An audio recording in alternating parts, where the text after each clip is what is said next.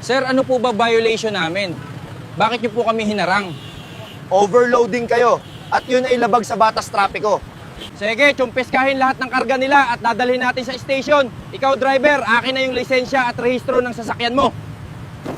Sir, maawa naman po kayo sa amin. Magdi-deliver lang po kami ng mga mais sa merkado. Huwag matigas ang ulo. Baka makasuhan pa kita at dagdagan yung violation mo.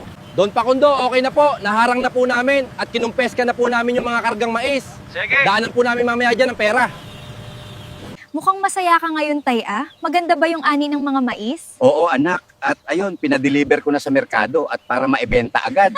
Salamat naman at ganun, Tay. Makakabayad na rin tayo kay Don Pakundo anak. At mapapanatag na rin ang loob ko.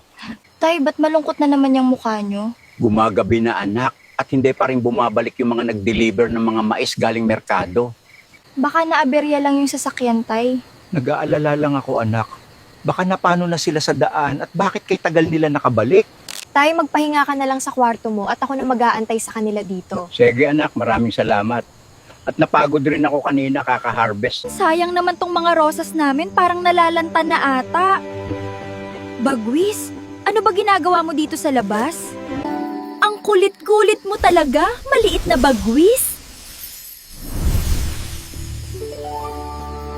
Wow, nabuhay bigla yung mga pulang rosas at ang ganda-ganda ng tubo. Ang galing talaga ng kapangyarihan mo, bagwis. Kailangan ko ikalat tong gasolina sa buong maisan. Boss, nagawa ko na po yung pinag-uutos nyo. Sinunog ko na po ang taniman ng mais ni Nestor. Magaling, magaling. Maaasahan ka talaga. Ano ka ngayon, Nestor? Wala ka nang mahaharvest na mais bukas? Gawin mong malinis ang trabaho mo dyan at huwag ka mag-iwan na kahit anumang bakas o ebidensya. Opo, boss, masusunod. Ako na po bahala dito.